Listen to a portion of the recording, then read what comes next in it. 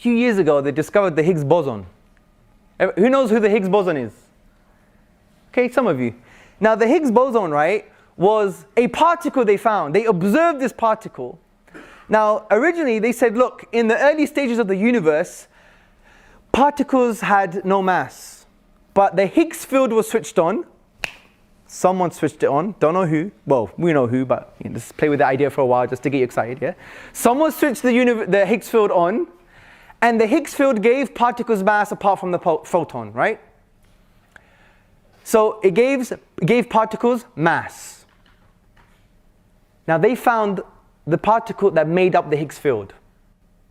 And popular magazines, YouTube, Google, even some atheists, frankly, let me just be honest. You know, the ones who don't know much about science, especially the philosophy of science. And they read popular magazines and popular books and think they know it all, right? Some of them, yeah?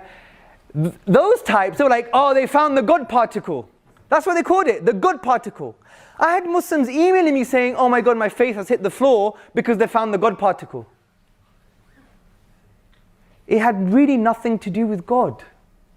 It wasn't even about the beginning of the universe. It was after the beginning of the universe. It was the how. You know, this happened because God, that's a manifestation of God's will. The reason they called it the God particle is because it was lazy journalism, guys. It was so hard to find, they called it the goddamn particle. And they just removed the word damn. That's it. And it's a shame that popular headlines now increases the faith of the atheist and decreases the faith of the Muslim. Just because of a title. And I'll say many of these things is as a result of a lack of knowledge, a lack of the understanding of the principles behind the thing that we're the area of knowledge that we're studying or we're dealing with. And it's also based on social phenomena. Human beings are social beings, right? Whether we like it or not, we love people, right?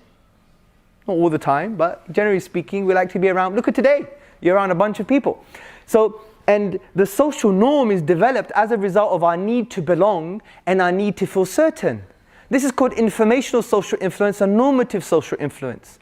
If I'm uncertain about something, I'm going to go to the masses to gain that certainty.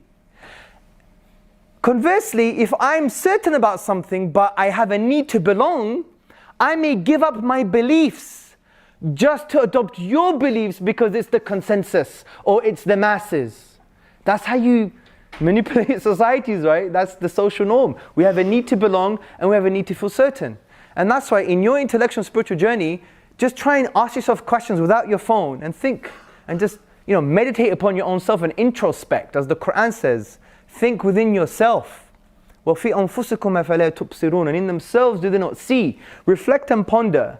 أَوَلَمْ يَتَفَكَّرُوا فِي أَنفُسِهِمْ. Reflect within yourself and find out, is it really because of a scientific principle that I'm denying God? Is it really because of, there seems to be some kind of contradiction here? Or is it because I just want to belong and I'm just not certain I don't have the right answers?